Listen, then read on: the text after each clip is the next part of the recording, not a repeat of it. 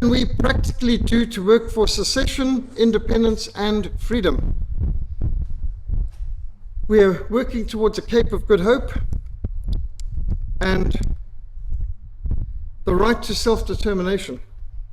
The right to self-determination is specifically mentioned in the South African Constitution, Section 235. Now, the moment you start talking about this, people say, no, but it's not constitutional, it's not legal. In fact, we had a South African leader, John Steenhuisen, actually say that the idea of secession is stupid and unworkable, and we proved that that wasn't true in a previous presentation on all the successful secessions in recent times. But it is mentioned in the South African Constitution. It's guaranteed by international law. International Covenant on Civil and Political Rights, the African Union Charter on Human and People's Rights, and the United Nations Charter, to all of which the Republic of South Africa is a signatory. We are obligated to adhere to this. Now here's some of the legal documents recognizing the intrinsic right to self-determination. The right of self-determination of any community sharing a common cultural and linguistic heritage within a territorial entity of the Republic. The Cape fulfills all of the necessary criteria to achieve self-determination or independence. The United Nations Charter 1945, Chapter 1, Article 1, under Purposes and Principles. The purposes of the United Nations are to develop friendly relations among nations based on the respect for the principle of equal rights and self-determination of peoples, and to take other appropriate measures to strengthen universal peace. The United Nations, under self-determination, has the principle and law of declaration of the granting of independence to colonial countries and peoples. This is adopted by the UN General Assembly, Resolution 1514, in the 14th December 1960. All peoples have the right to self-determination. By virtue of that right, they freely determine their political status and freely pursue their economic, social, and cultural development. Immediate steps shall be taken in trust and non-self-governing territories, or all other territories which have not yet attained independence, to transfer all powers to the peoples of those territories without any conditions or reserves, in accordance with their freely expressed will and desire, without any distinction to race, creed, or color, in order to enable them to enjoy complete independence and freedom. The International Covenant on Civil and Political Rights states, under Article 1, all peoples have the right of self-determination. By virtue of that right, they freely determine their political status and freely pursue their economic, social, and cultural development. All peoples may, for their own ends, freely dispose of their natural wealth and resources without prejudice to any obligations arising out of international economic cooperation, based upon the principle of mutual benefit and international law. In no case may people be deprived of its own means of subsistence. The state parties to the present covenant, including those having responsibility for the administration of non-self-governing and trust territories, shall promote the realization of the right of self-determination and shall respect that right in conformity with the provisions of the Charter of the United Nations. The African Union also has a Charter on Human and People's Rights. Article 20 deals with self-determination. All people shall have the right to existence. They shall have the unquestionable and inalienable right to self-determination. They shall freely determine their political status and shall pursue their economic and social development according to the policy they have freely chosen. Colonialized or oppressed people shall have the right to free themselves from the bonds of domination by resorting to any means recognized by the international community. All people shall have the right to the assistance of the state parties to the present charter in their liberation struggle against foreign domination, be it political, economic, or cultural. In summary, self-determination is determined and recognized by the South African Constitution, the African Union Charter on Human and People's Rights, the United Nations Charter, and international law, including the International Covenant on Civil and Political Rights. So if somebody says to you there's no legal basis for it, well, they obviously are just displaying their ignorance, they haven't studied the matter. There are other elements to self-determination which even further strengthen the case for independence. One is that if a country was formed through a union of previously autonomous states, there's a higher propensity for those states to reclaim independence. Think of Eritrea, which was forced into an alliance with Abyssinia and formed the country of Ethiopia after the Second World War. And Eritrea fought for years to get its independence, and Eritrea is now, since 1991, an independent country. Now, we've got clear communities in the Western Cape, like Boerkop, which is also known as the Malay Quarter, and prior to 1910, South Africa, or the Union of South Africa, the Republic of South Africa, did not exist. There was the Transvaal, the Orange Free State, the Cape Colony, Natal Colony, Lesotho, Botswana, and Swaziland. And after the Anglo-Boer Wars, the British Empire forced together these 6 autonomous entities within the borders of what they called the Union of South Africa. The Union of South Africa's newly formed borders included the 2 Boer republics, Transvaal and Free State, the 2 British protectorates, the Cape and Natal, the kingdoms of Swaziland, the kingdom of Lesotho, and the 2 British colonies, which of course was the Cape Colony and Natal Colony. In 1966, Lesotho gained their independence, and in 1968, Swaziland gained their independence and left the Union of South Africa. Most other British colonies in the world outside of South Africa have been granted independence.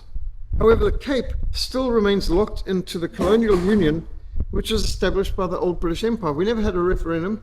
The Cape people never had a chance to vote, do you want to be part of the Union of South Africa?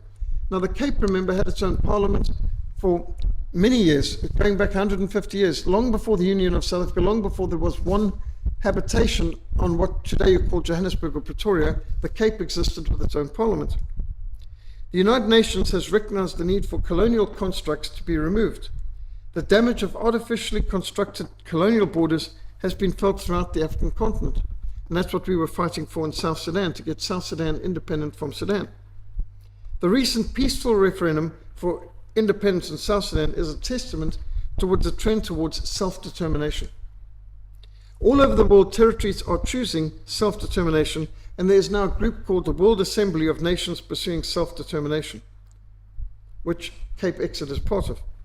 The Brexit referendum taken by the British people to be independent of the European Union is another example of this emerging movement of decentralization and of independence. There are numerous other nations preparing for secession right now. Nehemiah 2 verse 17 says, "You see the distress we are in. Our Jerusalem lies waste, and its gates are burned with fire. Come, let us build the wall of Jerusalem, and we'll no longer be a reproach." Here we've got over 1 million books and irreplaceable first edition things being burned in the Jamison Hall. This was actually the library of the University of Cape Town, burnt on the 18th of April 2021. And you see the distress we're in. Jerusalem lies waste, its gates are burned with fire. And we have had vast amount of destruction here. They try to say this was part of the wildfire, but that's not possible. The tree line around University of Cape Town was not breached by the fire. Most of the buildings around the Jagger Library in University of Cape Town are unaffected. The walls around Jagger Library still have green ivory on them. I said the day after the fire. The roof was not affected from the outside, it was from the inside. The gutters were clean of. So this idea that the fire came from the outside is nonsense. The fire started within the library. It was arson, obviously. And we've had so much arson in the Western Cape, and especially in election years. The historic Christian principles of municipal rights have been eroded in recent years. For over 1,400 years, the Christian principles of municipal electors, being elected by landowners and ratepayers, provided stability and economic progress which blessed all and benefited all. However, today we have secular humanist globalists with their agenda of centralization, and they've created uni-cities where the blind lead the blind. Ratepayers and landowners are swamped by squatters and transient migrant workers who've had no investment in the area, and they are able to vote out the people who are residents who've built up the community. They've hijacked whole municipalities, looted its resources, turned communities which used to be safe and efficient. And just notice, by the way, in this old picture of Groote Hospital, see how much forest there was around on the slopes of the mountain. Look on the slopes of Signal Hill, how much forest there used to be. They've turned these into degenerate crime zones. In Proverbs we read, "I went by the land and the field of the lazy man, by the vineyard of the man devoid of understanding. And there it was, all overgrown with thorns. Its surface was covered with nettles, its stone wall was broken down." This, by the way, is the Grand Hotel in Beira. in Mozambique. Not very grand anymore. It's been liberated. When I saw it, I considered well. I looked on it and received instruction. A little sleep, a little slumber, a little folding of the hands to rest. So shall your poverty come like a prowler, and your need like an armed robber. Proverbs 24 describes how many municipalities today. If dirt and decay describe your municipality, then it's time to change the mayor and the town councillors. Crime and grime go together. Because of laziness, the building leaks. Through idleness of hands, the house leaks. I was at a meeting in Pinelands where we had the head of the local police station there speaking to us about the first murders that had occurred in Pinelands ever. We hadn't had murders there for something like a century, and suddenly some old people had been murdered. And when the policeman was asked, what did you notice was common between the two homes where these murders occurred? And he said, the gardens were neglected, the houses were decayed, they obviously weren't being cared for well. And so I asked the question, if that's true of those houses, isn't it true of suburbs and communities too? That when we see a municipality in decay, graffiti, litter, and no care taken in the community, that's also an open invitation to crime. And he agreed, but the town councillor said he found that an insult. Well, it is an insult, but the town councillors are failing. He who is slothful in his work is brother to him as a great destroyer, we read in Proverbs 18:9. Proverbs 22, lest you learn his ways and set a snare for your soul. Do not be one of those who shakes hand in a pledge, one of those who has a surety for debts. For communities to be strong, their families need to be strong. For city councils to be good, their citizens need to be good. Now, I remember as a 12-year-old, I was sick for the first time, taken to hospital, had kidney stones, and I was in the Bulawayo Central Hospital, and I remember seeing the nurses kneeling in prayer at the beginning of their shifts. I mean, when did you last see nurses kneeling in prayer at the beginning of their shifts? Has anyone ever seen that? I mean, it depends how old you are. I'm giving away my age now, aren't I? Those who cannot control themselves are not capable of ruling over a city, we read Proverbs 16:32. A nation of sheep breeds a government of wolves. The problem with socialism, Margaret Thatcher said, is eventually you run out of other people's money. Those who cannot manage their households well are not qualified to lead others, you read in Timothy. Our Lord Jesus taught that whoever desires to become great amongst you, let him be your servant. Our Lord Jesus made it clear that civil authorities are to be public servants. It's for this reason that officials in civil government are called ministers or servants of God. Now, this comes from Romans 13. In fact, the word is deacon, that the government is to be a deacon of God, to be a minister of God, a servant of God. And this is why we have the whole concept of a minister in government. The word here is deacon. And just as a minister in the church is a minister of grace, a minister in government is to be a minister of justice. They both serve both God and man.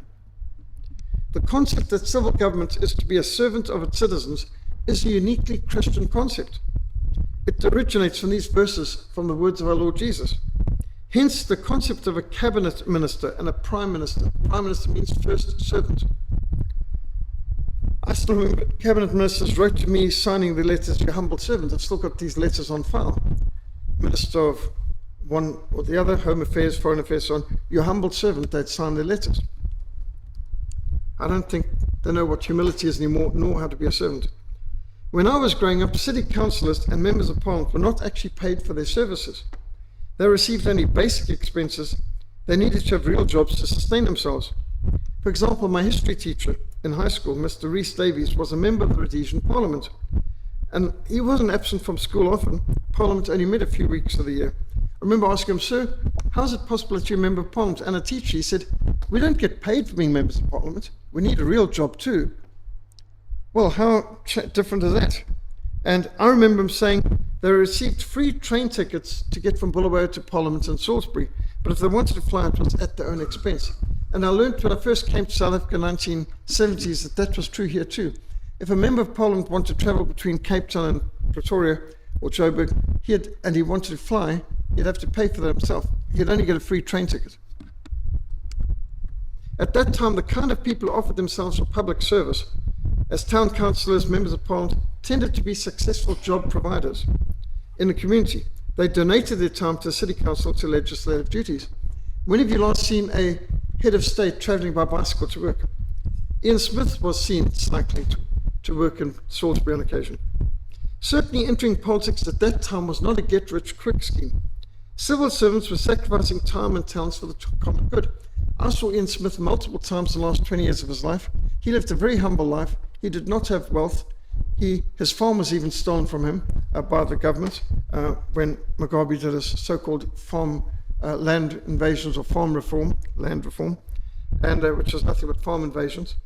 He didn't enrich himself. He was a poor man, and he lived in relative poverty his whole life. So that's the way it used to be. Members of Parliament, he was so principled that if he was travelling to his farm, he'd use his own car. He would not use the government-provided car, and he'd fill his own car up with his own petrol. He wouldn't use the government vehicle if he was going on a private business. I heard the same thing from the bodyguard of P.W. Botha, who's a friend of ours, Vaskark. He said, when P.W. Botha went to church or to the farm or anything, he used his own vehicle, filled up the tank with his own money. He would not use a government vehicle for private purposes. He's that scrupulous. Do you think we've got ministers in government like that today? Today, unfortunately, it seemed that to too many, in what is meant to be public service, they see it as an opportunity for self-serving criminals to loot public resources. The African Union reports that over 32% of the total gross domestic product of Africa is looted every year by government corruption, stolen. What's the difference between the ANC government and organised crime? Organised crime is organised. What's the difference between the mafia and the ANC? The mafia turns a profit. What's the difference between the ANC-led government and the Titanic? When the Titanic went down, all the lights were on. This means a third of the total wealth of Africa is stolen by so-called civil servants. That's 10 times more than all foreign aid to Africa combined. Can you imagine how much money that is that they're stealing? A government which lays taxes on a people not required by urgent public necessity and sound public policy is not a protective liberty, but an instrument of tyranny. It condemns the citizens to servitude, or slavery is another word. And that's an American president, Calvin Coolidge. You've probably not heard of him, because he's one of the best presidents of America. He didn't tax his people. He said his main job was to keep government off people's backs. He said the business of America is business. And so his job as government wasn't to keep interfering in people's lives, but to keep Congress off the backs of the citizens so that they could get on with their lives without government interference. That's not considered good government. A good leader is one who makes lots and lots of laws and wars. This is a man who didn't cause any wars and who didn't pass a whole lot of laws. He, in fact, just vetoed just about everything Congress tried to come out with. Some people have tried to say corruption does not hurt anyone. Do you remember we had a president in South Africa saying corruption doesn't hurt anyone? Well, actually, corruption steals from absolutely everybody. It chases away tourists, it chases away investors, it chases away job creators, it devalues your currency. When Mandela became president in 1994, 1 rand was worth $2. Now, when I was growing up in the 1970s, 1 rand equaled $2 American. Took $2 American to buy a rand. The rand was twice as powerful as the dollar. I remember when the rand was more powerful than the British pound. I remember when the Rhodesian dollar was much stronger than the British pound and Rhodesian and the American dollar and the German Deutschmark. But when Mandela became president, because of years of sanctions, war, disinvestment, riots, the rand had devalued to 2 rand to the dollar. Now it's 19 rand to the dollar. So under the ANC, the money's been devalued so badly. My first motorbike, 1981, cost 1,000 rand. 1,000 rand could buy a motorbike in 1981, and that was a good brand new 250cc off-road Honda XL motorbike. By 2000, 1,000 rand could only buy a bicycle. I bought a bicycle for 1,000 rand at the year 2000. And then, now, you couldn't even buy a pair of running shoes for 1,000 rand. It'd be more like 4,000 rand for a pair of good running shoes today. So it's gone from motorbike to, now, 1,000 rand today won't even fill your petrol tank unless you've got a very small car and a small petrol tank. I remember when a 5 rand would fill your petrol tank. And now, 100 rand won't even get your petrol out of the empty. The needle would probably not even move. So that is stealing from everybody. It reduces the value of everybody's savings, earnings, and pensions. It erodes and implodes any economy. Corruption, more than any other single cause, is responsible for most of the poverty and joblessness in society. The biggest cause of all of our problems in this country is corruption. Corruption is the number one problem. It's what's stolen from everyone, stolen from our pensions, devalued our currency, chased away investors, led to unemployment and all the rest. But what can we do about it? Many people may say there's very little they can do about all this. Actually, there's a lot that each one of us can actually do practically. First of all, we need to rediscover the Christian work ethic and the biblical principles for Africa. We should be studying what the Bible teaches in economics and free enterprise and honest money and biblical solutions to crime. There are biblical commands to the nation, biblical principles, political principles in the teachings of Christ. They're biblical solutions to crime that we could apply. How we can be salt and light, how we can apply the Lordship of Christ to all areas of life. That's a subject of the Biblical Principles for Africa book. Education is foundational. This philosophy of education in this generation will become the philosophy of government in the next generation, which is frightening considering what they're teaching in the schools today. Woke, gender confusion, transgender insanity and all that. So what's going to happen to the politics of the next generation? Secondly, we can all do something to reclaim and restore our communities. So the first principle is information. Just think of the book of Nehemiah. The gates have been burned with fire, the walls have crumbled, the society is in ruins. What's the first thing Nehemiah does? He gets the information, he researches the facts. Then there's intercession, and then there's involvement and implementation and investment. So the book of Nehemiah shows you an example of Nehemiah, how to rebuild the ruins of a society that's gone wrong. The biblical principle that each community has the God-given right and responsibility to elect their own leaders from their own people. This right was established during the evangelization of Europe over 14 centuries ago. The principle of municipal rights.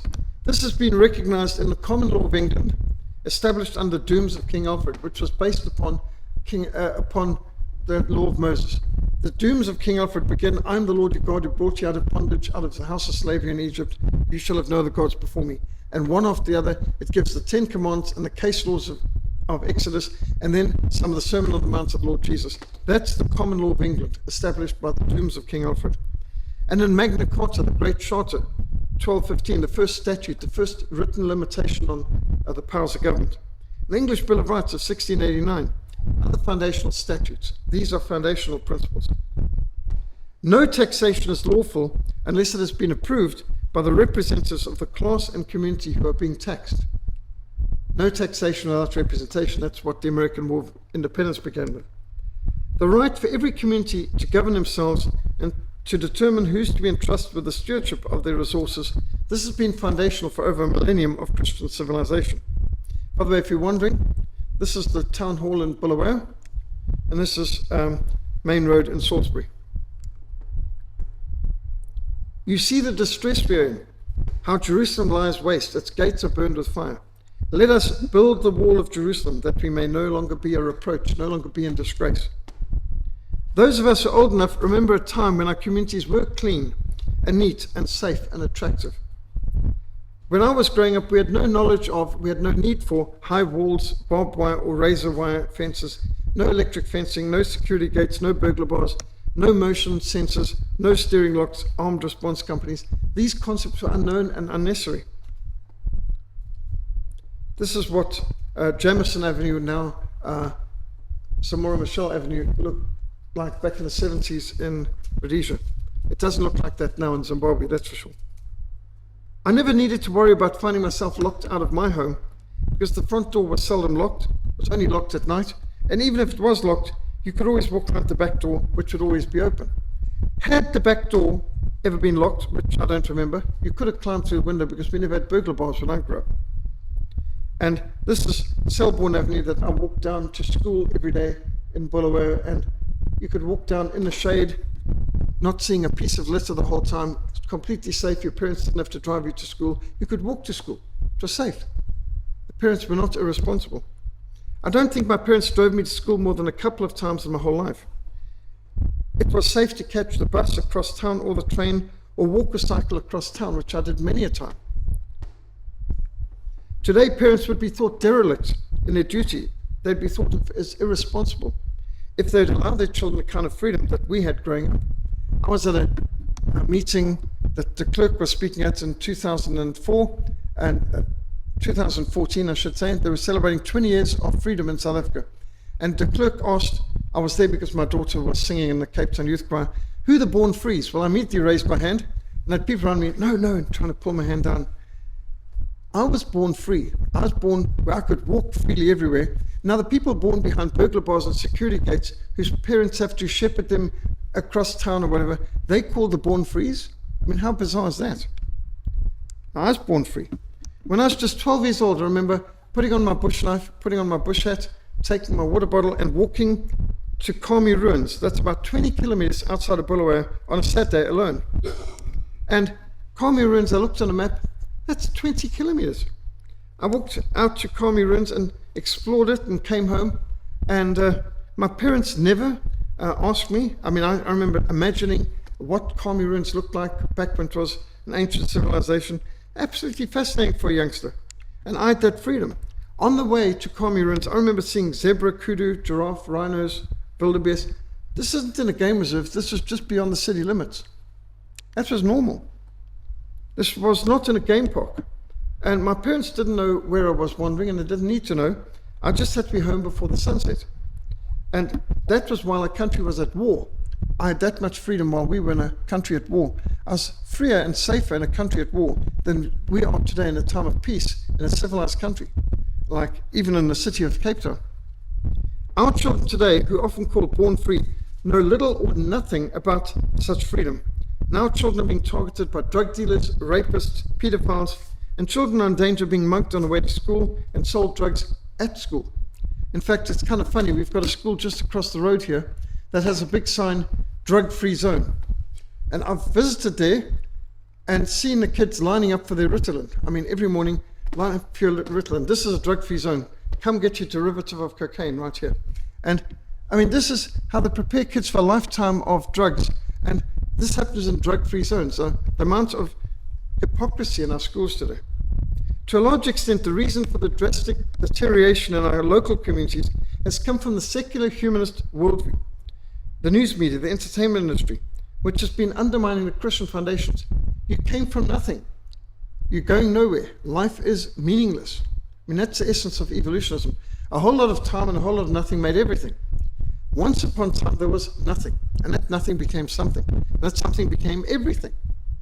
And if you don't believe that, then you're a right-wing fundamentalist, fanatic, extremist, and because evolutionism is just the belief that everything evolved out of nothing and then turned into self-replicating bits of dinosaurs and all that. And you're meant to believe this without question. And they've been promoting and glorifying situation ethics, violence, glamorizing crime. This is what Hollywood's doing these days. This is what's in the movies, and we're surprised why Saudi's in such a mess. But it's also, to a large extent, been the inevitable result of the amalgamation of municipalities and the centralization of power in uni-cities. If you wonder why education is in such a mess, this is the face of the Minister of Education. You'll never guess what political party he belongs to. General Secretary of the Southern Communist Party is, or Blade Nzimani is also the Minister of Higher Education. Just in case you wondered what's behind the education. Well, instead of local control of the municipalities and parental control of the schools, and it used to be that each municipality had their own police force to protect the interests and property of each municipality, we now have professional politicians who neither know about the community and they don't care, that's for sure. Rates and taxes have skyrocketed. Services have plummeted. You're paying more and more for less and less. The beautiful gardens and virgins of our suburbs have been allowed to decay and rot, and now they're more likely to be piles of rubbish than beautiful flower beds. The streets are now often strewn with rubbish, litter, graffiti. The countryside has been polluted and filled with plastic bags and broken glass. Litterbugs, loiterers, beggars, opportunistic thieves, gangsters prowl the streets, breaking into vehicles and homes, turning what used to be a close-knit community into areas resembling a war zone. Zoo-like bars over the windows, high electric and razor fences surrounding what used to be friendly neighborhoods. This isn't the way homes are meant to be. You can see they used to have low walls to keep the poodle in, or the hedgehogs, and little gates, and you used to be able to go and visit your neighbors, and you didn't have to phone ahead of time, and you didn't have to wait in the street, ring the bell. You'd go up to the door, walk onto the stoop. If not, just walk straight in because the door might be open. I remember visiting Ian Smith's home, and the door was always open, always. And there would be a Rhodesian Ridgeback dog lying over the hearth of the doorstep. You'd step over the dog, and you'd go straight in the home because he'd often be sitting inside and just say, "Peter, come right in." And I mean, this is the Prime Minister, no security, no burglar bars, no guards, and low fence, open gate, open front door. That was normal. That was the way we grew up. In addition to riots and irresponsible threats of white genocide, we've got people singing "Kill the Boer, Kill the Farmer" songs, and people like Malema leading a whole stadium full of people with red berets and red t-shirts shouting, "Kill, kill, kill, shoot to kill, bah, bah, shoot to kill the Boer, kill the farmer, bah, bah, bah, bah, bah." And this is the member of parliament, the head of a political party. And what does this do? This drives down the value of the rand, the currency. It further impoverishes the entire population. It steals from everyone, chases away job creators. It's a disaster. And this is part of the protest outside Pretoria. They've got a copy with a whole lot of crosses with names of individual farmers who've been murdered on there. But Nehemiah 4 tells us, "Do not be afraid of them. Remember the Lord, great and awesome. Fight for your brethren, your sons, your daughters, your wives, and your houses." So what is needed if we're to reclaim and restore our communities? For God's honor and glory, and as faithful stewards of resources to serve our neighbors and to serve God's creatures, we should only allow ratepayers to vote in municipal elections. Municipal elections, the people who decide what to do with the money raised by rates and taxes should be the people who are the ratepayers. Only long-term residents who've excelled in serving the community should be eligible to stand as candidates for any municipality. It shouldn't be some kind of professional get-rich-quick scheme gangster who's able to become the city councillor or the mayor. In order not to attract professional politicians and those with a looting mentality, there should be no salaries beyond basic expenses for town councillors and mayors. In fact, what I would like to see is how about a law that requires all government ministers, cabinet ministers and members of parliament to send their children to government schools and to use government hospitals. I know that the Minister of Health does not use a government hospital. I know that the President doesn't go to a government hospital. They use private hospitals. And if you go to Zimbabwe, Mugabe never went to a Zimbabwe hospital. He flew to Singapore for medical care, or he'd come across the border to a private hospital here in Pretoria, but he would not go to a Zimbabwe hospital. That is not right. The people responsible for those hospital schools should be forced to use them. If you don't like your own product, then you're in the wrong job. So if a government leader doesn't support government hospitals and government schools, what is he doing in government? And I think, why not give the government ministers the same salaries as other civil servants? Members of Parliament should get the same salary as a policeman, teacher, fireman, and nurse. I mean, in fact, they probably deserve more. There should be no opportunities for civil servants to loot the resources so painstakingly built up by generations by residents and ratepayers. You think of the phenomenal economy and agricultural economy built up in Rhodesia, which was then looted by ZANU-PF, who looted everything and left nothing for the citizens of the country and left the people more impoverished. When else in history have you had half the population of the country flee? That's voting with your feet, a vote of no confidence in the government, and 95% unemployment. In fact, in Zimbabwe by 2008, one brick cost more than every property, business, farm, and home combined in 1980. That's how bad inflation was. And they knocked 16 zeros off the currency, and still a $100 trillion note couldn't buy a half a loaf of bread in 2008. Now that's what a looting government can achieve. So number 3, we need decentralization. It's absolutely essential. Each local community should have direct control over their own municipalities. The people who built the community and are paying the rates and taxes should be the people who determine what to do with it. Number 4, every local municipality should be enabled to maintain their own local police force to protect their own interest and property of their community. Friends of mine in Mitchell's Plain say, why is it we don't have one single policeman in Mitchell's Plain who speaks our language? Not one. There are coloured policemen who speak Afrikaans, but all the police we've got in Mitchell's Plain are from Eastern Cape. They speak Xhosa, they don't speak Afrikaans, they don't speak our language, they don't care about the community, and they're being paid off by the gangsters, and they don't protect us. So why can't Mitchell's Plain have coloured policemen who speak Afrikaans from Mitchell's Plain protecting Mitchell's Plain? It makes sense. Why should Boerkaap not have Muslim policemen from Boerkaap, Malay people protecting Boerkaap? Why is it that you've got to have foreigners pushed around? Because, you know, you wouldn't stand by as a policeman and see your uncle's store looted or your grandmother's home burned. And so if policemen come from that community and are answerable to that community and paid by that community, they will protect that community. Number 5, no litter or pollution should be tolerated. In order to eradicate crime, the first priority should be to eradicate the grime that so often encourages it. When I grew up, I know that you'd get into such trouble if you dropped any litter. And by the way, the South African Army had the best way of dealing with litter. If somebody dropped any plastic, paper or something, pick it up with your teeth and eat it, digest it. You dropped a cigarette butt, pick the cigarette butt up with your teeth and chew it, digest it. If you dropped ash on the ground, lick it up, literally. And you should see, you could tell guys who were in the army, they were sitting there and they'd be tipping the ash into their boot. And their socks, you could always recognize the smoker's socks on the washing lines because they've got all the ash there. But they learned not to litter. What better way of stopping litter than chew it, digest it, lick it up? And honestly, these people who just throw down junk everywhere and litter the place, that's a disgrace. That should not be tolerated.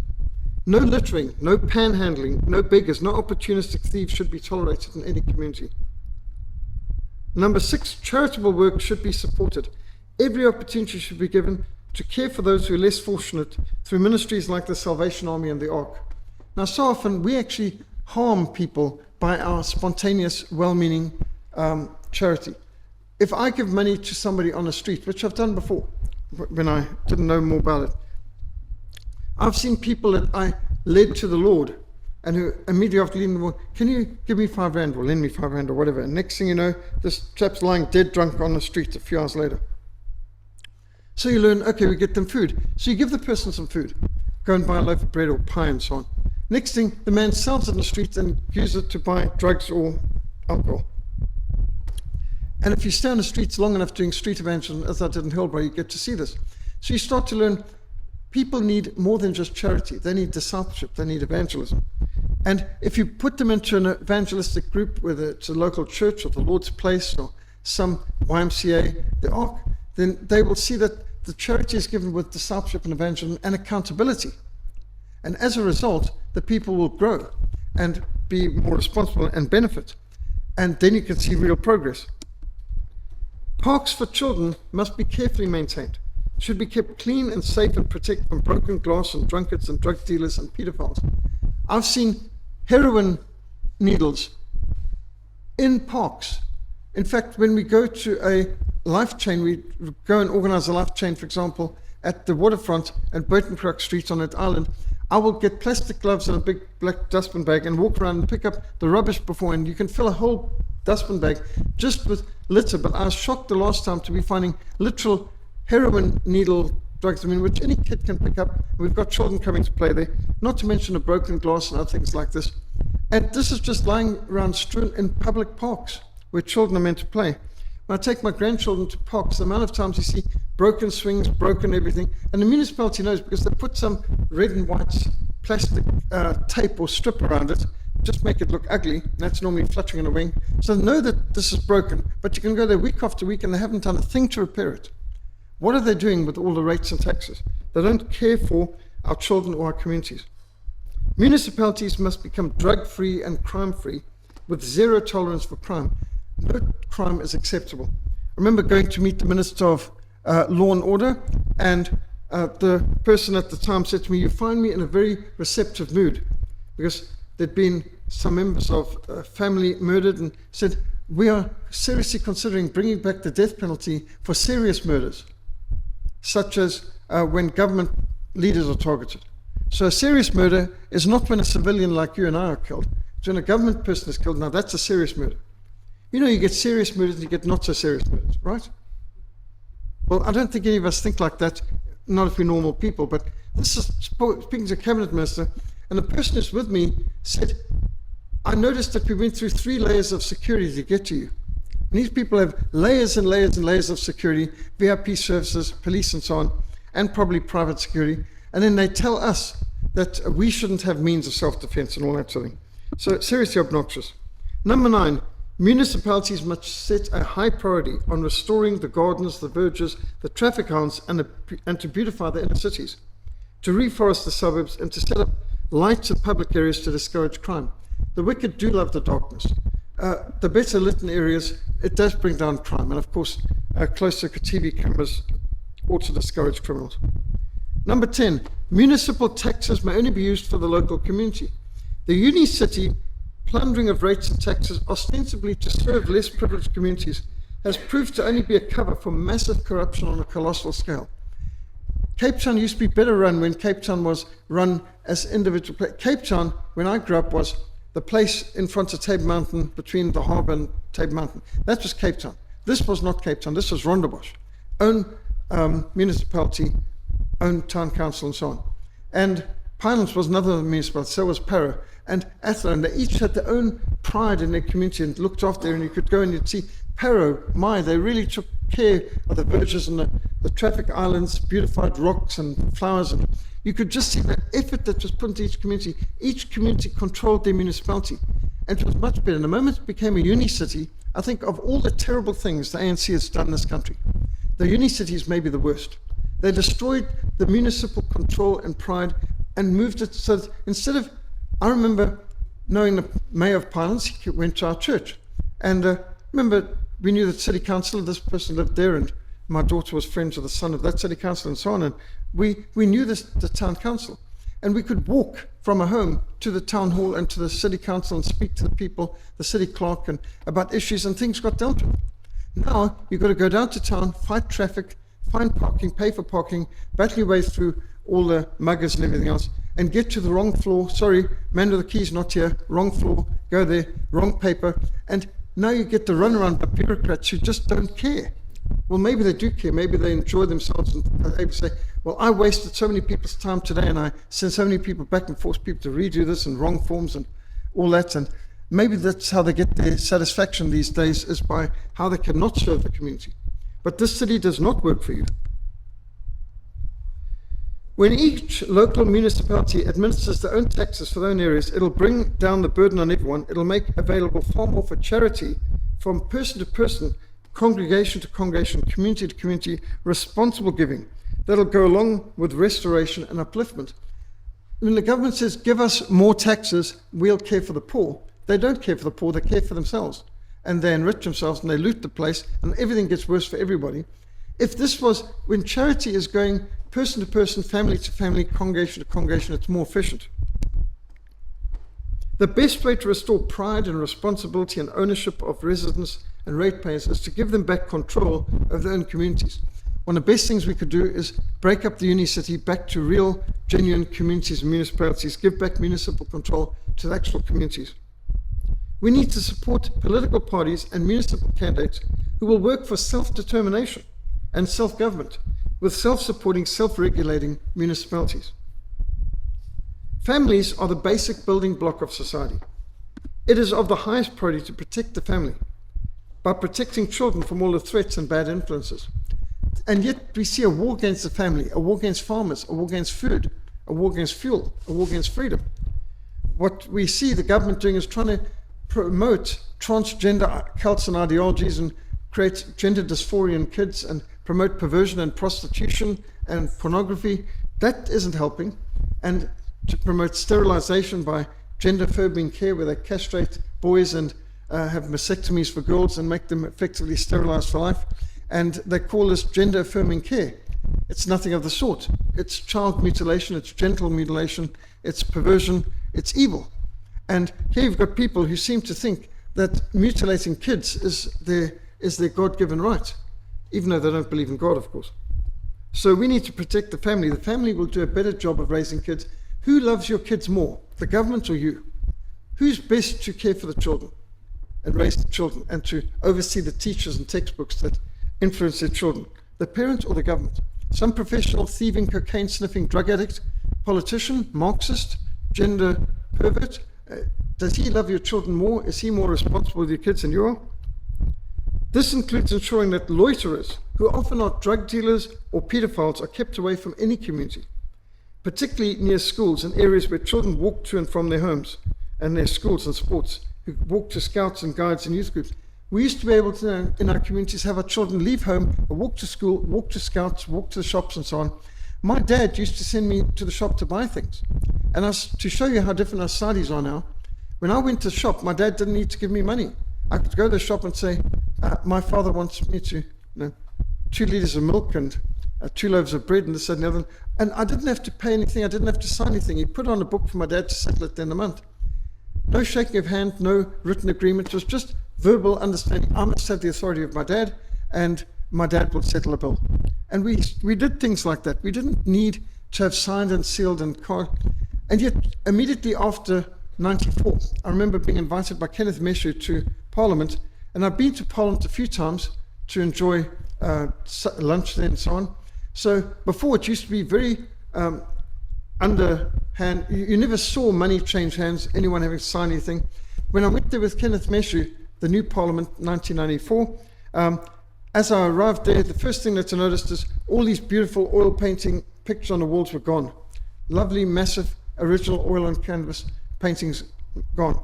This wooden paneled dining room had a cashier at the door, somebody perched on a bar stool, and money had to be exchanged before we were allowed in.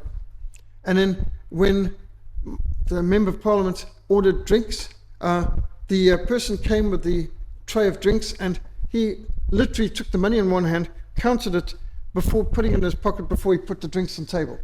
They didn't trust their own members of Parliament to pay their bills. So that's how it deteriorated. They couldn't even trust a member of Parliament to pay their bills. And this isn't just South Africa. In America, they had to close down. They once had a Congress bank. And because the congressmen didn't pay their bills, the bank went bankrupt and they had to close down the Congress in the late 1980s because you couldn't trust congressmen to pay their bills with their own congressional bank. And that is the problem. We've now got a situation where you used to be able to trust people and your children were safe in the community, where now you can't even trust your members of Parliament. The local authorities should ensure that no liquor stores or sexually orientated businesses, which is a nice term, SOBs for brothels and porno parlors and whatever else. So you don't let any SOBs near schools or where children travel past.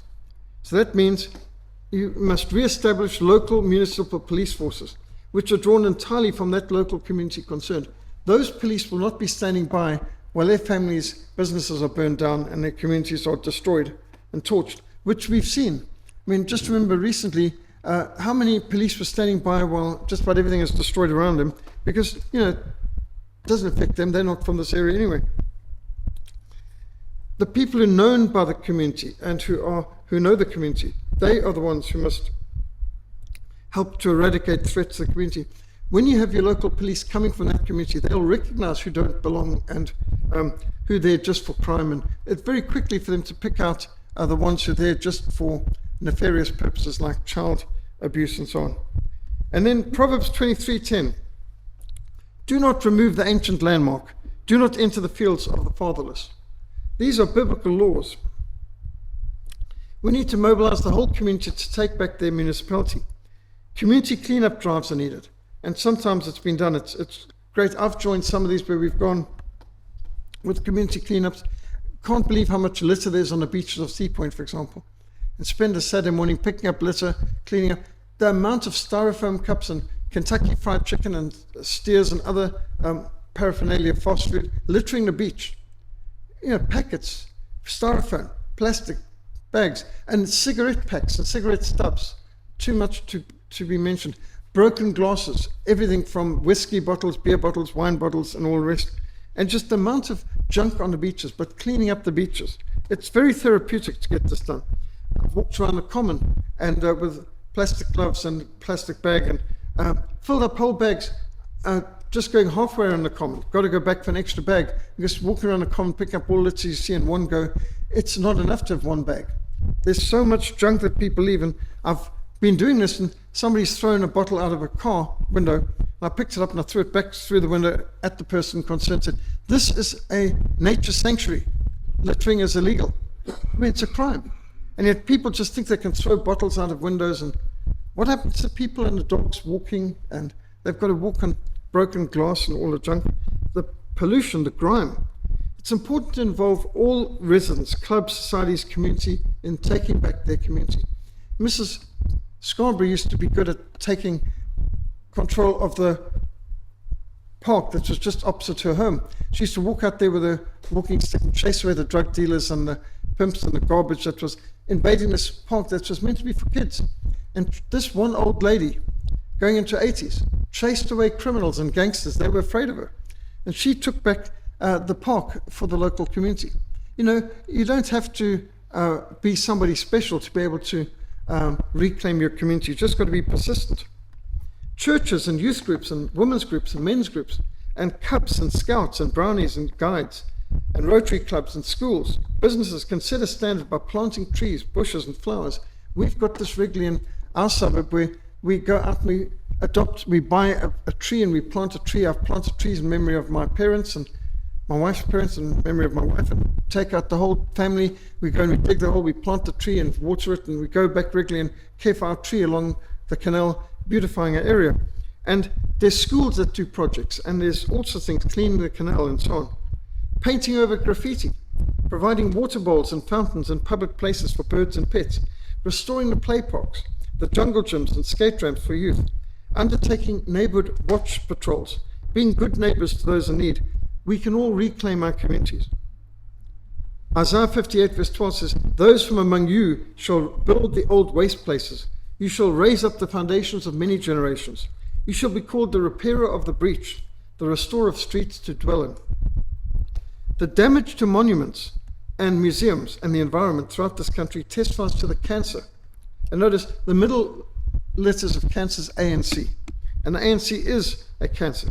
And so I've been for over 10 years on social media referring to ANC by doing a small c, capital ANC and a small ER. And people are speaking about the cancer government. It's picked up and been taken by many others on social media now. The cancer of crime, arson, nepotism, corruption, exploitation, and riotous behavior. This has been tolerated for far too long, and I hope that this criminal syndicate that's been running this country as a fake government will get kicked out by the voters in the next elections. One can only hope. To have voted for the ANC once was unfortunate. To vote for the ANC twice was stupid. To have voted for the ANC 3, 4, 5, 6, 7 times is absolute brainless imbecility or evil. And if anyone wants to do it for the 8th time, then they really are terminally insane. It's time to stop the looting and polluting of our communities. It's disturbing that more than half of the eligible voters don't bother to vote in either national or municipal elections. Do you know, more people are eligible to vote and haven't registered to vote, or are registered to vote but don't vote, than people who do vote. When you speak to many people, they say, what difference can I make? What difference can my one vote make? When more than half of the voters are saying they don't believe their vote can make a difference, there's something radically wrong. I know people, my own elder brother has never bothered to register to vote. I know people who are proud to say I never voted in any election, and they think they're morally superior for being apathetic and uninvolved and doing nothing. And there's people who are absolutely proud of the fact that I've never voted or I've never registered to vote. Well, shame on him. First of all, you can't criticize the government if you've never even tried to vote in an election. I mean, what right do we have to complain if we never did anything to try and give support to those who do want to make a difference? We are told in the Bible, you shall appoint judges and officers in your gates, which the Lord your God gives you. According to your tribes, they shall judge the people with just judgment. You shall not pervert justice. You shall not show partiality, nor shall you take a bribe. For a bribe blinds the eyes of the wise and twists the words of the righteous. That's Deuteronomy 16. This is a lovely picture. It's a painting in the Palace of Justice in Lausanne, Switzerland. The title is Justice Lifts the Nations. And you can see the city fathers are looking to Lady Justice, And unlike the American Lady Justice, who's always blindfolded, in Europe, the Lady Justice have their eyes not blindfolded, they can see. Personally, I prefer the person wielding the sword to have their eyes wide open. I don't know why the Americans love the idea of a blindfolded justice, but normally, Lady Justice has the sword pointed upright. Always there's a scale of to weigh the evidence in one hand and the sword in the other. But in this one, Lady Justice is not only weighing the evidence in the scales, but pointing with a double-handed sword down to an open Bible. The sheriffs stand in front with their double-handed swords in front of them, while the people argue their cases, and the city fathers look to Lady Justice for the principles of justice. And justice lifts the nations. That's the name of the painting. And this is what the Chief Justice of Switzerland have to look at as they're on the way into the chambers. Beautiful picture. It just portrays biblical justice, looks at the evidence, and it operates in accordance with the principles of the Word of God. Righteousness exalts a nation. Sin is a reproach, a disgrace to any people. So we provide resource for reformation and transformation, and for 32 years we've been running biblical issues voters guides. We also did them in Zimbabwe and Namibia and Zambia. In Zimbabwe, after one election, the parliament passed a law forbidding voters guides. Now, we were the only ones providing voters guides, so they must have made a difference. And Mugabe's government banned them. Well, that voters guide website got lost and taken down, and we no longer had access to that. So Vaughan has, in recent weeks, put together savotersguide.org.za. The previous one was just .org. And now we've put up new charts, which doesn't cover every single party. It's impossible. There's no page big enough or screen big enough to accommodate. We've got a lot of parties in the country. But we've got links on it to all the different parties and details. But just representative of some of the main parties, examples of where they stand, it's quite easy. The issues on the left side, and then if they are against these biblical principles, you give them a red X. If they are for these biblical principles, give them a green tick.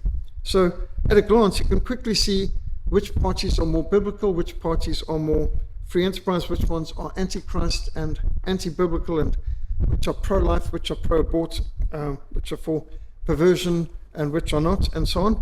So these are biblical issues voters guides, very helpful. We've got the biblical principles for Africa book in English and Afrikaans and French. James 4 verse 17 says, therefore to him who knows to do good and does not do it, to him it is sin. We often think of sin as sins of commission, doing bad things. But in Matthew 25, our Lord Jesus describes the day of judgment more in terms of sins of omission, good things we failed to do. You did not visit those in prison. You did not care for those who were sick. You didn't give water to the thirsty. You didn't give food to the hungry. You didn't give clothing to the naked. Depart from me, cursed, in the lake of fire prepared for the devil and his angels. So our Lord Jesus describes the day of judgment primarily in terms of sins of omission, good things we fail to do. And I think it's seriously important for us not just to look for what bad things people do, but what good things are they doing or refusing to do. So what can we practically do to work for secession, independence, and freedom? Following the book of Nehemiah, we need to be informed, we need to be interceding, we need to be involved. That's what Nehemiah did to rebuild the walls. The very first steps to be taken towards secession, independence, and freedom requires us to be informed, to be interceding, and to be involved in being part of the solution in implementing biblical principles in all areas of life. We need to break free. First and foremost, if we want to be free and independent, then we need to systematically break free from the shackles that bind us. Do not be dependent on the state. Do not be in bondage to the banks. Do not be reliant on state structures. Do not be reliant on corrupt politicians or banksters or big pharma or big tech. Practical steps we can take for secession, independence, and freedom includes education, not indoctrination. Have you ever had the experience of trying to reason with a person who's got no books in his mind, he doesn't read, but he's got slogans. He's been brainwashed, indoctrinated in the media, and all he's got is a whole bunch of BLM and Antifa slogans, and he chants these communist slogans back to you, and you can't reason with him with facts. Well, this is because that person was indoctrinated. Education is teaching people how to think critically. Indoctrination is teaching people what to think. Well, we've got a lot of indoctrination today, we have very little education. So we need to secede from the state indoctrination gulags. Ensure your children and grandchildren receive a real home-based education, not a state indoctrination. And if you don't have cats in your home, then you don't know what it is to have a real good education. Cats know how to train us. And so we've been investing in home education for decades. That's what we built Christian Liberty Books for, to provide home education resources. And Colossians 2 verse 8 says, beware lest anyone cheat you through philosophy and empty deceit, according to the traditions of men, according to the basic principles of this world, and not according to Christ. There's a lot of people being deceived. We must be careful that our minds are not being deceived and that we are having a biblical worldview. We need entertainment, not exploitation. The amount of sick, sordid, defiling films out there, well, if you look at the amount of films that were made by the likes of perverts like Harvey Weinstein, who's a predator and a producer of a whole lot of films that have influenced people's culture and thinking. When you've got cocaine-sniffing drug addicts, pedophiles, and rapists making your films, don't be surprised when that's reflected in their films. And to think people suddenly were shocked. Harvey Weinstein's a disgusting pervert. Well, all of his films were disgusting. What makes you think the man is any different from the media he's producing? Secede from Hollywood exploitation and defilement industry. Why continue to allow cocaine-sniffing drug addicts and blaspheming antichrist pagans, pedophiles and predators to exploit entertainment to defile us with their degrading degeneracy? And honestly, what do we expect? It's so important for us to switch it off, and I think one of the best decisions I ever made in my whole life, aside from responding to the evangelistic challenge when I stood up, went forward, and surrendered my life to Christ the 3rd of April 1977, was deciding with my wife we won't have television in our home, no TV.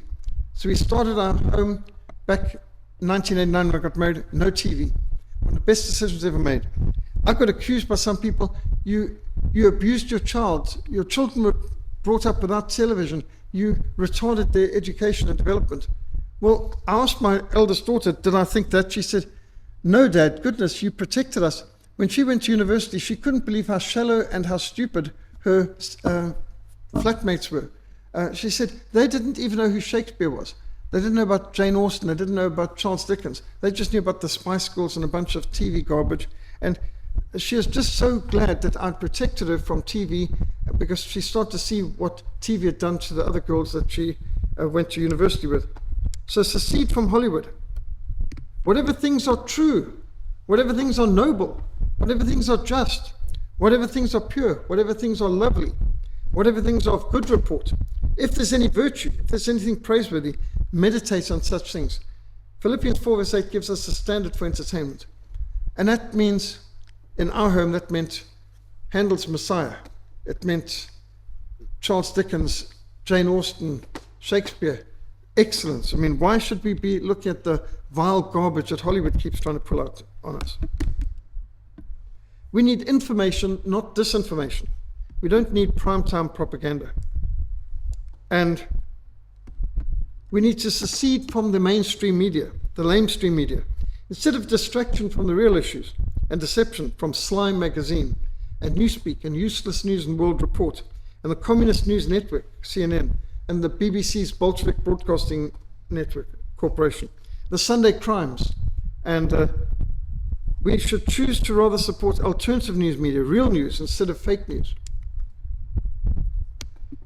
Instead of receiving disinformation and distraction from the mainstream media, we should support alternative Christian media, podcasts, websites, mailing lists, and social media platforms that reflect our values and our concerns.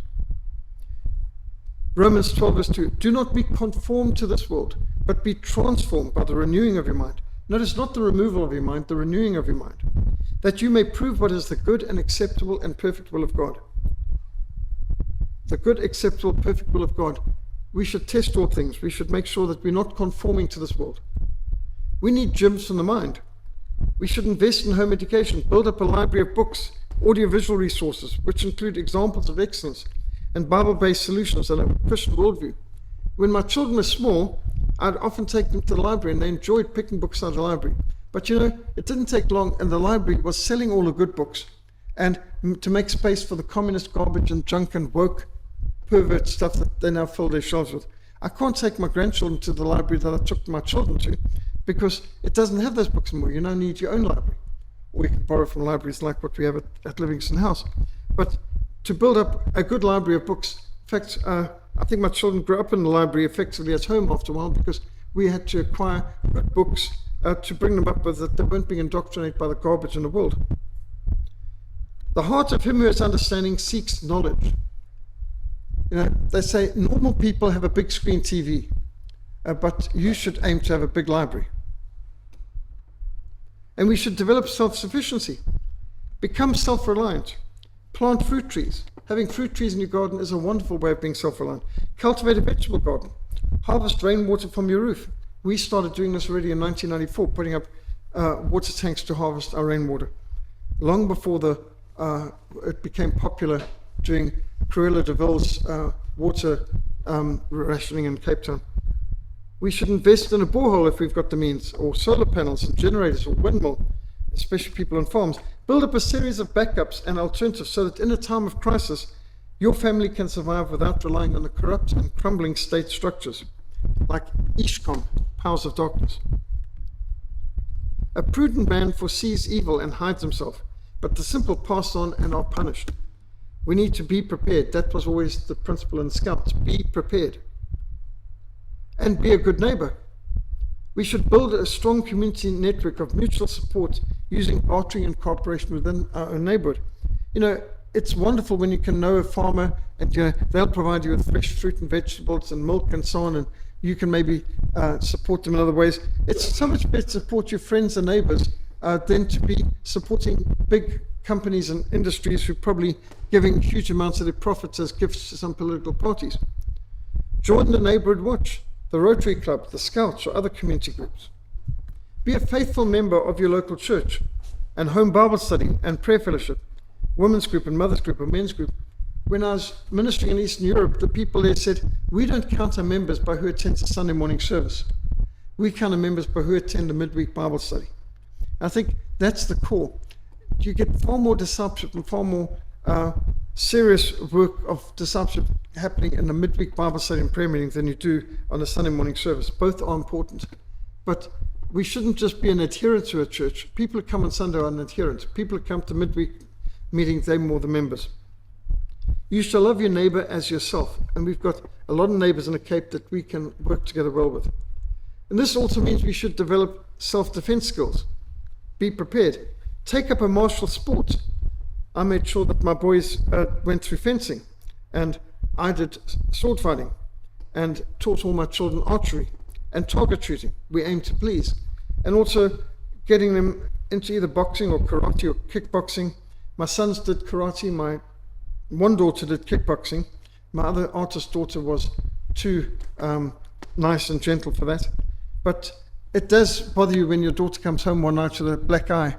I expect my sons to come home with a black eye, but once my daughter came home with a black eye, and I was outraged, who did that? And another girl at kickboxing. Well, nothing you could do about that. But judo. Do you know that James Kennedy was into judo? And he said that's what inspired Evangelism Explosion.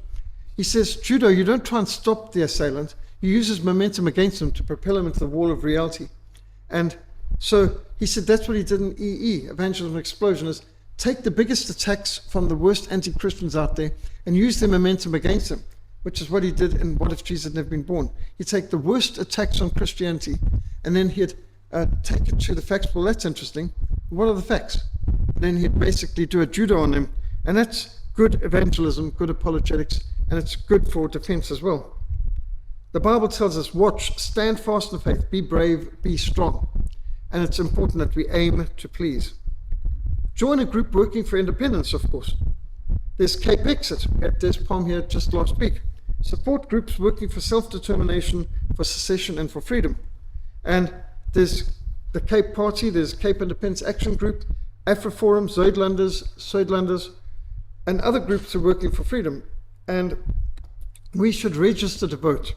And we should vote intelligently for pro-independence parties and people we know as honorable candidates in upcoming elections. Exodus 18:21 commands us, moreover, you shall select from all the people able men, such as fear God, men of truth, hating covetousness, and place such of them to be rulers. Well, that kind of disqualifies almost everyone on the ballot, doesn't it? Capable people who fear God, who hate dishonest gain, men of truth, appoint them as officials. Well, we should be prepared. And so we've written also the Security and Survival Handbook, which has a lot of practical recommendations to help us to survive in unstable times. But if anyone does not provide for his own, especially for those of his household, he has denied the faith and is worse than an unbeliever. 1 Timothy 5 verse 8 says, a person who doesn't provide for his family is worse than an unbeliever. Well, I'll put it more than that. I'd say a person who's not willing to protect their family is worse than an animal. What animal do you know who won't fight to protect their young? And we need to know our history. And so we've written some history books like Victorious Christians Who Changed the World, The Greatest Century of Reformation, Greatest Century of Missions, Sketches from South African History. When we know our history, we will be inspired by examples of excellence, and we'll be able to resist the guilt manipulators, the Stockholm Syndrome, gaslighters, the psychological guilt attempts to corrupt and conquer, confuse, divide and conquer. The better we know our history, the better we will be able to prepare for the future. Now, all these things happened to them as examples, and they were written for our admonition. 1 Corinthians 10 makes it clear that history is valuable for all of us. And we need to secede. Secede from fake history, secede from fake news, from fake media, secede from fake schools and fake religions, and fake economics, and fake narratives and false prophets and corrupt politicians, from fake preachers and fake teachers, secede from the false and from the corrupt. You shall know the truth, and the truth shall set you free. And we need to support the good, the constructive, the positive, and the true. Invest in your mind. Read and obtain all the training you can. Invest in your children and your grandchildren. Many people spend more money on their feet than they do on their brain. Just think how much money the average person spends on shoes. Now compare that with how much they spend on their mind in terms of books and education. So you could say most people put more money into their feet than they put into their brain. We need to invest in the mind. We need to invest in our children and our grandchildren. That's an investment in the future. By supporting Christian home-based education curriculums, that's one of the most strategic, important, influential steps for Reformation anyone could possibly take. Of all the decisions my wife and I made, I think not having television and deciding to homeschool are probably two of the most effective decisions we ever made for raising our children, who all are living in South Africa. The amount of people I know whose children are all overseas. Our children not only living in South Africa, they're living in Cape Town, and not only that, but as of April last year, I had all of my children, all four of my children, all three of my grandchildren living in my home. And when you think how many other people have to go to Australia to see their children or their grandchildren, we need to ensure that the next generation receives the training, the information, and the inspiration they need.